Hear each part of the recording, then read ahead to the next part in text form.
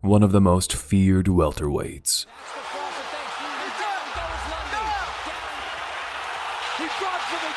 With a boxing record of 38-0, he is aiming to break the legendary record of Floyd Mayweather's 50-0 and become one of boxing's Hall of Famers. After his recent stoppage win over Shawn Porter,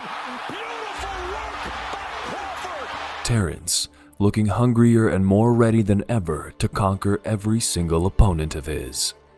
Errol Spence Jr. is a true artist when it comes to boxing. He punches people with a style that makes it nearly impossible not to get excited watching him. Errol is ranked as the 4th best pound-for-pound boxer, and for good reason. Out of his total 27 bouts, he has 21 wins by knockout, making him one of the most feared men in the ring. The two welterweight titans really hate each other and want to solve their problems by breaking each other's faces. Will Crawford remain the welterweight champion for yet another year, or will Spence make one of the biggest comebacks in boxing and gain everything he deserves? This is Boxing Matrix. Enjoy this video. Terence Crawford is the current welterweight champion of the world and one of the best boxers the current era has seen. He has beaten many champions that were undefeated at the time of their fight. Names like Julius Indongo, Jeff Horn, and Jose Benavidez. But his most notable win, and the win that put him on the map, was the one against Amir Khan. Amir, who had won his last 2 recent fights, wanted to test Crawford, and Terence was there to punish him. The pride of Omaha, Nebraska, did what he does best. He finds out their weaknesses and ruthlessly exploits them. Crawford's impact immediately reached Khan, who has a questionable chin. Away from Khan, but he probably won't see straight right hand. Coming forward, everybody felt conventional wisdom is that Khan's... Crawford stunned the opponent late in the first round with a chopping counter right hand, followed by a left hook for good measure. Oh, he scores a knockdown!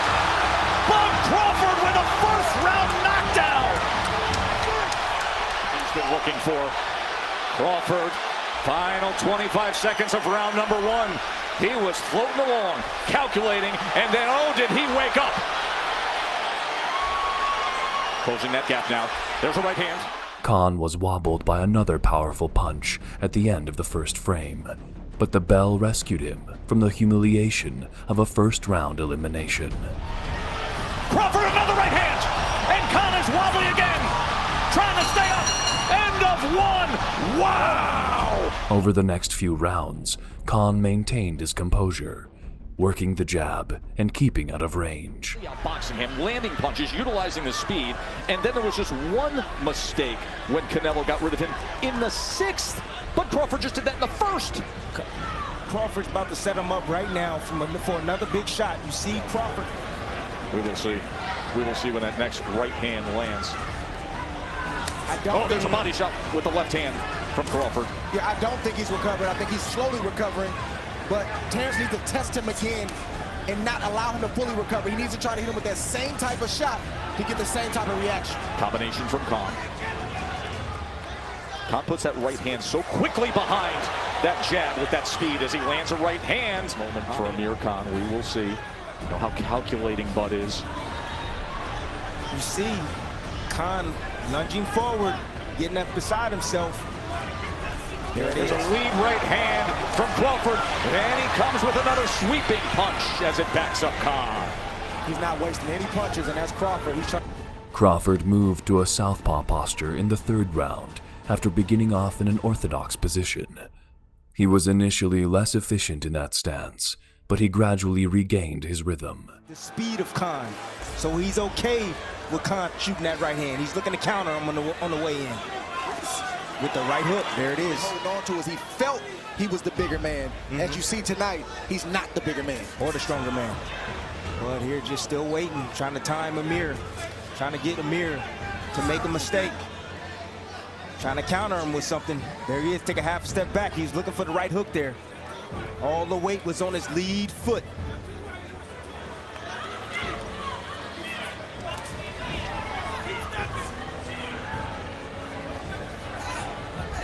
That southpaw jab is the buzz fighter among the younger generation. Now 13-0 with 11 knockouts scored. A knockout in the 5th against former title challenger Edis Tatley. What a night it's already He been. did a good job of keeping Khan guessing by starting with the body and working his way up to the head.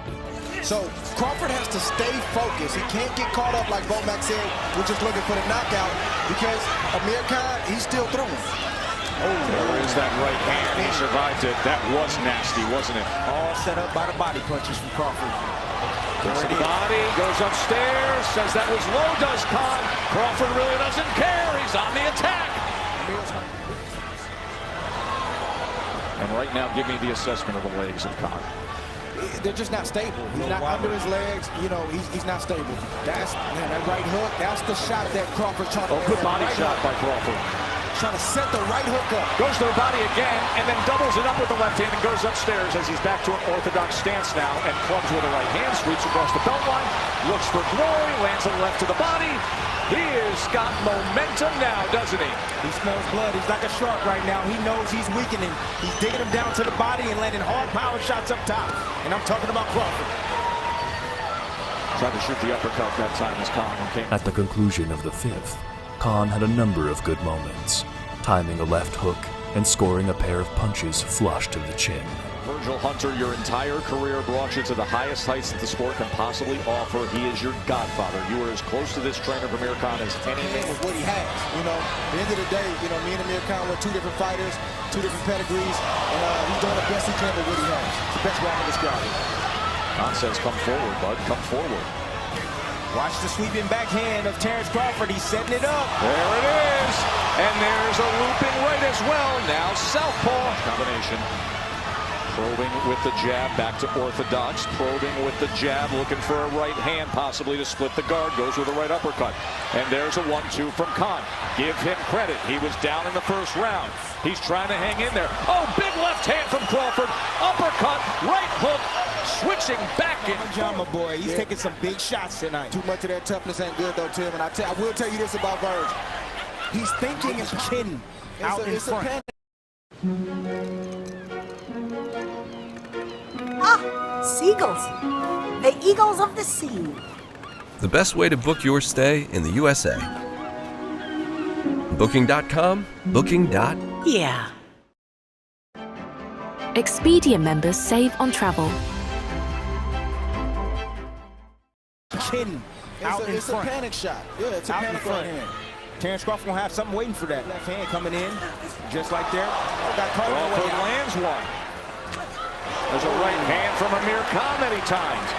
As Crawford stalks. Everything was going Crawford's way, and he was on his way to another easy victory when the low blow occurred. There where he stepped back. I think it's low blow.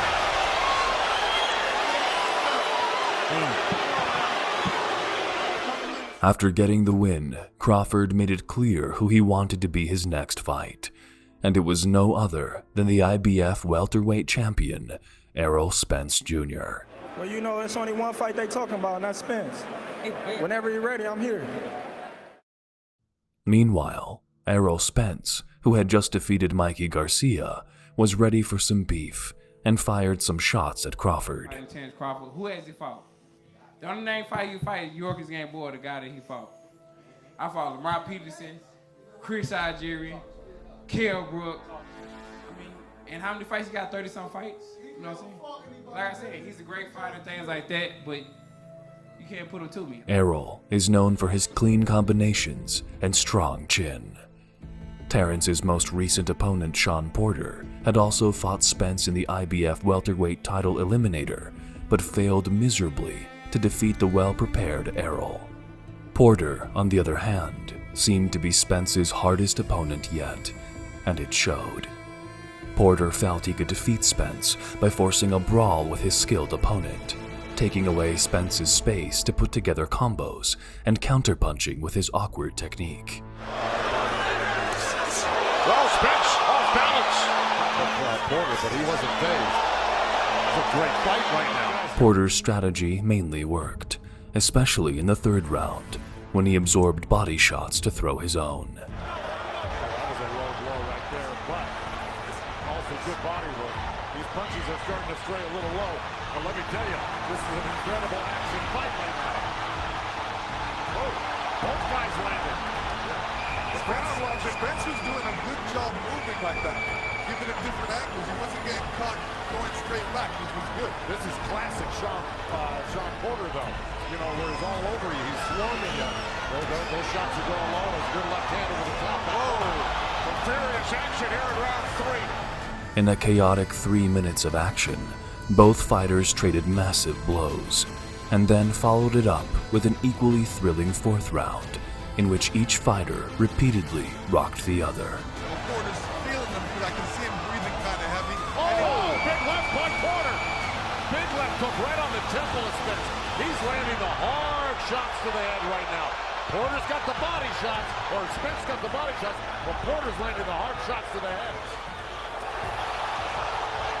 Very close fight. I got it tied at 38-38. We got to keep seeing what the judges are looking at here. Some of these shots are getting through from Sean. It's a lot of back and forth. One guy counters, the other guy counters right back. He's catching Errol at the right times. But right now, Errol's picking up the pace. He's doing the right thing. He's got Porter against the ropes, so Porter can't move, and he's doing some work against him. Now Porter's saying he's turning around. He's saying he wants to do that. There's that turn. He's got to get that body when he makes the miss. That Porter spun him around once again. Final minute, round 6.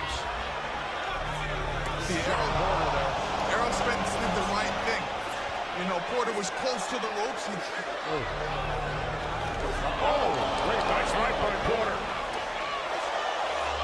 Spence came back with his own counter left hook, and now flip it, pivot, turn. That's what Kenny Porter just yelled out for his son. Oh, Spence is missing something really special right now. Spence is saying, I'm going to knock you out. Porter's saying, I'm going to knock you out. There's no stopping Sean Porter from coming forward, and Errol Spence is landing good shots as Porter is making his way inside. Oh, good body shot by Errol. But of course, he made a nice move off, kept his hands in close to diminish the effect of those body punches. Midway through round 10, scheduled for 12 as they continue to go at it here in Los Angeles.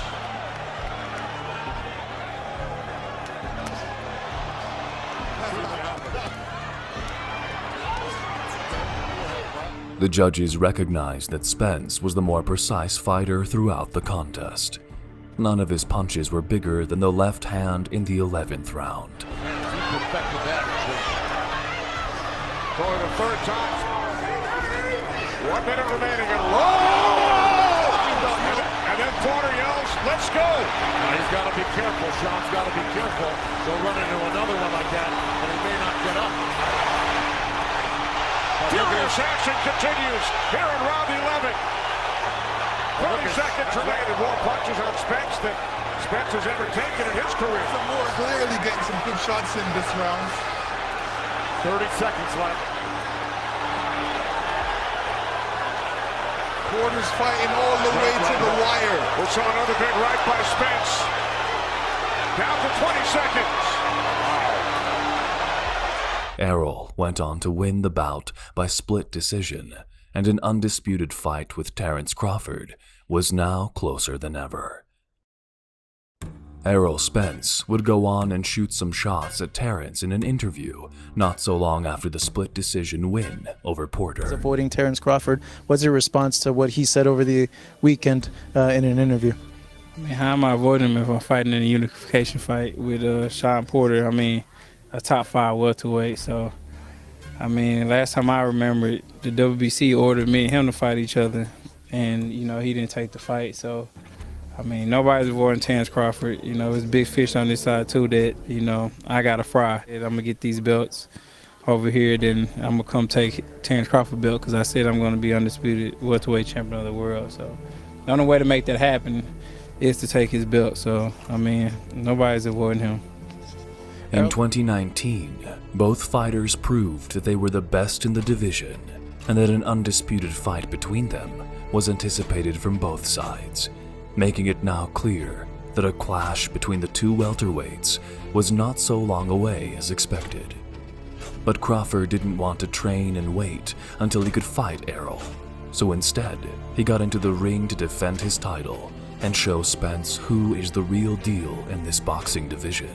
Terence's opponent was now Egidijus Kavaliauskas, a fighter that at the time of the bout had 0 losses.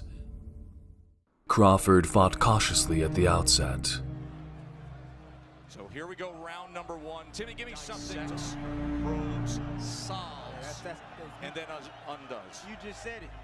You know, he's going to take his time. He's going to box on the outside. Kavaliauskas is a power puncher, so he needs a southpaw. He came out in the southpaw stance, so you want to focus on the front feet of both fighters. The front Bud foot. has proven that throughout his career. He has. It's very rare. He has equal skills from both stances. You rarely ever see guys go to Crawford's body. They're not very quick. He doesn't really have a lot of creativity. Kavaliauskas showed why there was reason to when he landed a big right early in the 3rd round, and then a couple more punches inside as Crawford tried to hold on. Crawford eventually took a knee, but Kavaliauskas was not given credit for a knockdown. Number 1 challenger in the WBO. Against Ray Robinson. That can throw you off when you see a guy.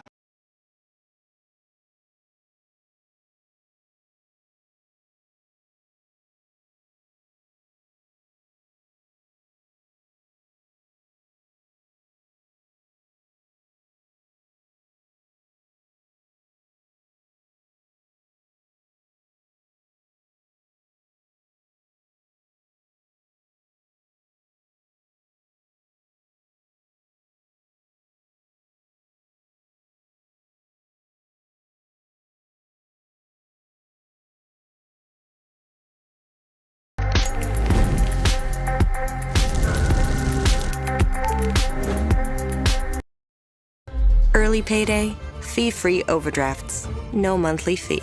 Chime, the #1 most loved banking app. Who's always aggressive, and then all of a sudden he's waiting and you're playing this, this chess game with you. It takes a moment to kind of wrap your brain around that and make. Kavaliauskas comes forward, and Bud Crawford was hurt. And they're rolling down a sling. But Kavaliauskas came straight ahead and pulled the trigger and got Bud Crawford. There he is. Crawford wants to get to Terence. Terence wants to get to him. He must be smart. A right hand from Kavaliauskas. And Terence, the beauty of this game, all it takes is one punch. There's always a puncher's chance. when Terence is counterpunching, he's coming out too wide. That's the reason why he counters. Crawford hit a strong shot early in the 7th, but then began replying, eventually catching Kavaliauskas with a looping shot near the ear that knocked him to the ground. The mean machine. Kavaliauskas was coming off of a mediocre performance after rising up. Bernardo is in the corner of Terence Crawford with Brian McIntyre. Again, I'm not sure if Kavaliauskas, if I do anything different. Look at that, look at that. That's what you got to do right there. There's a left uppercut from Crawford. Steps right into that kitchen. He's smelling it now. He's sitting on the dots now. He smells the knockout. Now has a right on, and Kavaliauskas comes back and lands a combination of and Crawford just nails him.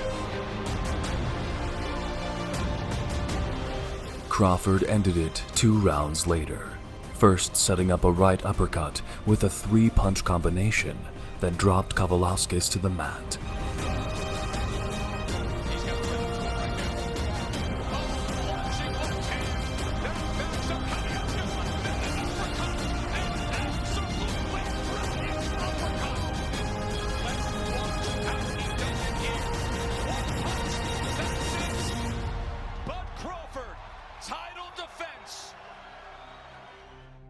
Terence and Errol would come face to face in the United States, and it didn't take long for things to heat up.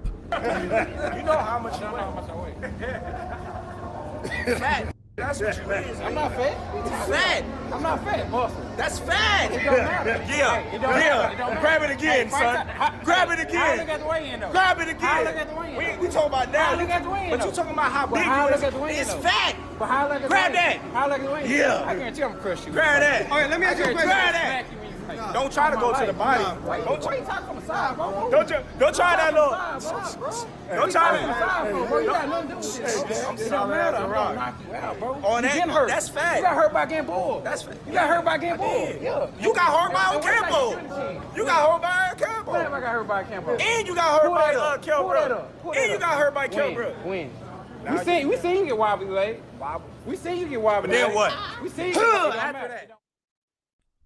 After Crawford and Spence finally met face to face, promoters started thinking if this was a good PPV fight to be made. But it all changed soon for the young Errol Spence Jr. In the early hours of October 10th of 2019, Errol, who was driving his Ferrari 488 Spider in Texas, came face to face with a life-threatening experience. Spence Jr., who was alone in the car, was driving at a very high speed. At one point, the Truth lost control of the car and got ejected from it as the Ferrari rolled multiple times on the road. I'm in my Ferrari driving, and I really don't know what happened. I don't remember that night. Tell you the truth, I just seen the video of me flipping, down the road and in the car, and, didn't see me fly out or anything like that. Just seen the surveillance camera of me falling out, and, gratefully, one of my friends was driving behind me, and he had stopped, and he seen me in the middle of the street. On May 21st, 2021, former 8-division champion Manny Pacquiao made an announcement on social media that he would face the welterweight champion Errol Spence Jr. Errol came face to face with the biggest fight of his life, the boxer who was the toughest opponent of Floyd Mayweather, the Pac-Man, Manny Pacquiao. Spence, now training harder than ever, didn't even have Terence Crawford and their beef in mind. His eyes were on the Filipino champion who was heading to end his career. With just a few weeks until his mega showdown with Pacquiao on August 21st at the T-Mobile Arena in Las Vegas, Nevada, Spence Jr. was forced to withdraw from the fight due to a retinal detachment in his left eye. The unified welterweight champion then dropped his gloves and walked inside the operating room. Suspicion circulated that he had never been wounded in the first place. Bernard Hopkins, a former 2-division champion and 2019 Hall of Famer, was among many who regarded Spence Jr. and his whole injury claim with skepticism.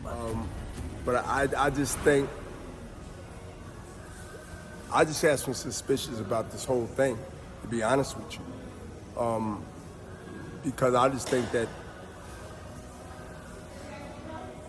the way it manifests and came out suddenly real fast and no one knew it before, is to me just, and I've been around a long time and I understand certain things that's said because of other things. I'll just say stay tuned if you hear something else other than what everyone was given or was told. I think it's more to the story than what it is. Due to all the marketing behind the fight, it had to continue with another fighter. And that was no other than your Dennis Ugas. Ugas, a true underdog, went on to defeat the great Manny Pacquiao by unanimous decision. And still champion, Yordanis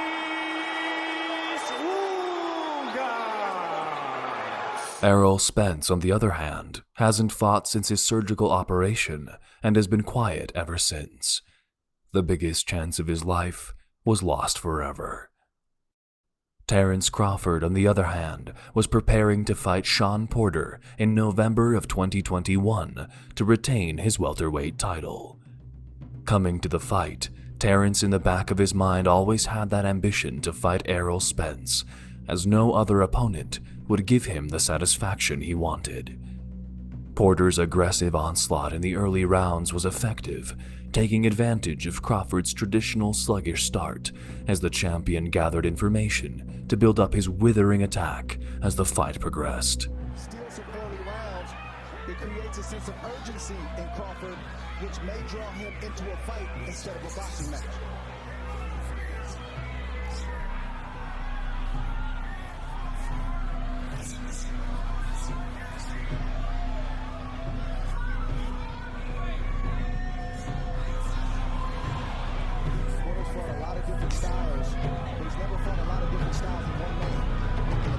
Facing tonight, facing a southpaw, a guy who fights left-handed, an orthodox fighter, a guy who can box and a guy who can fight, and a guy who can hit. Good shot right there from Sean Porter. Sean Porter responds with the right hand after Crawford threw the right hook.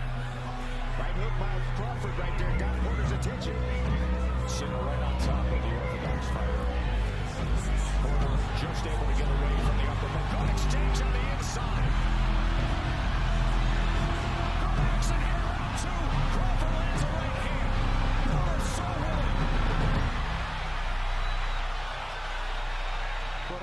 As Crawford dialed up his assault, Porter stepped up to the plate and matched Crawford punch for punch.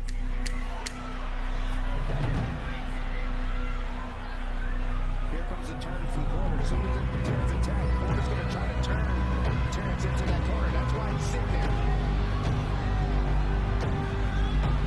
There it is. Good eye, Tim.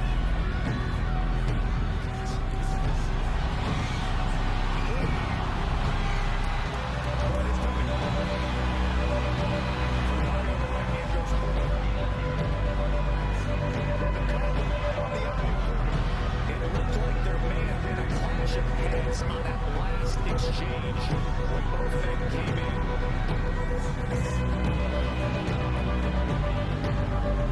So the way you said that I was talking about the shot Porter. But you see Crawford is not thinking about boxing. He's thinking about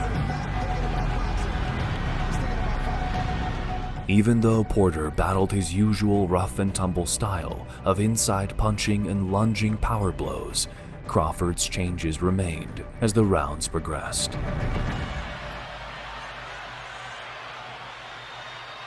Here comes the turn, the pivot.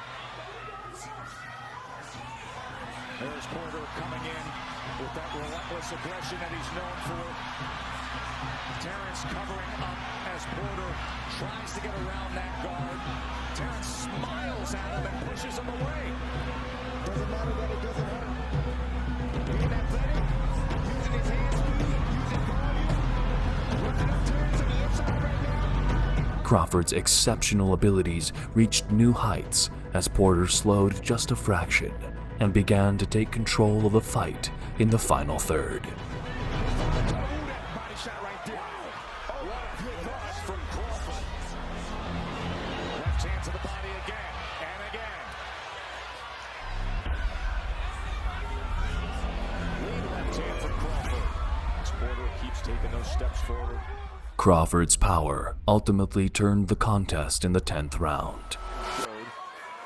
There the body punches. 28 narrows.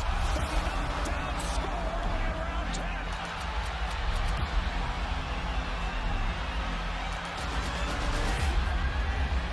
And now patiently probing.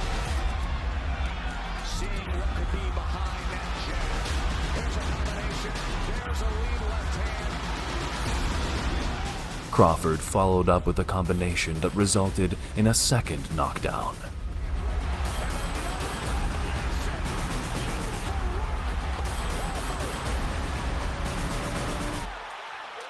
Porter's father and trainer, Kenny Porter, jumped on the ring apron in the 10th round when Porter climbed to his feet after pounding the canvas in rage.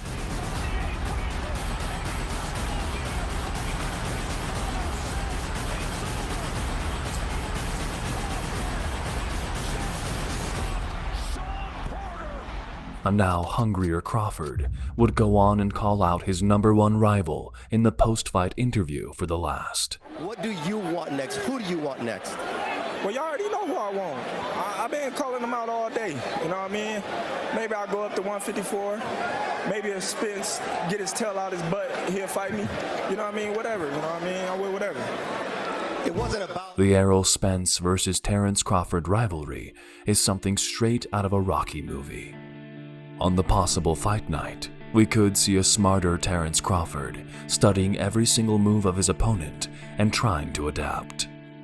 Spence, on the other hand, would go on and bring his more aggressive self out, a personality that has a hook so strong that we could only imagine what damage it could make to Crawford. Both are definitely the kings of the welterweight division, but in the end, only one person survives. And that is a question yet to be answered. This is Boxing Matrix. Thank you for watching.